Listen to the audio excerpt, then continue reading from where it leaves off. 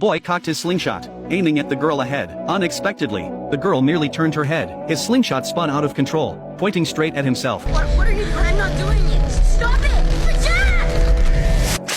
The reason the girl possessed such abilities was because she had secretly played with her mother's Ouija board. Thus, she became tainted by unclean forces. The girl's mother was a psychic, but she possessed no genuine abilities. She often deceived customers using various tricks. One day, a father and daughter came knocking, hoping to use Lisa's abilities to communicate with the spirit of his late wife. They sat hand in hand before the table and began the séance, yet the old man's daughter remained skeptical, convinced it was all a fraud. Dad, don't give this woman our money.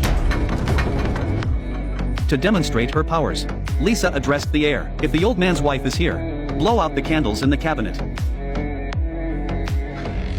After lighting 3 candles, Lisa instructed the old man to ask 3 questions. A positive answer would keep the candles burning, while a negative answer would extinguish one. Are you in pain anymore? Witnessing this miraculous scene, his daughter began to waver. Just then, a figure appeared behind the curtain. Seeing this, the old man hurriedly asked her, "Do you consent to bequeath our estate to our daughter?" Suddenly, the candles flickered and went out. This instantly unsettled the daughter. Okay, I don't know how she's doing this, but this is a scam, Dad.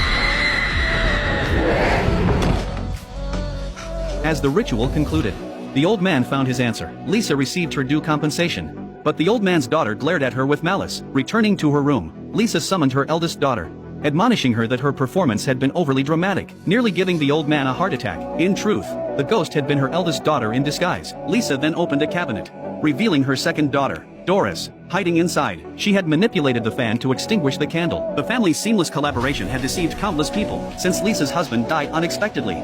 She had no choice but to resort to this path of deception and fraud, yet Lisa remained unaware that a terrifying nightmare was about to descend upon their home. The next day, Lisa went to the store to buy candles, and was suddenly captivated by a Ouija board. To make her ritual seem more authentic, she decided to buy one to try at home. Soon, Doris became fascinated by the Ouija board. After everyone had fallen asleep, Doris crept alone into the living room, and began playing with the eerie Ouija board.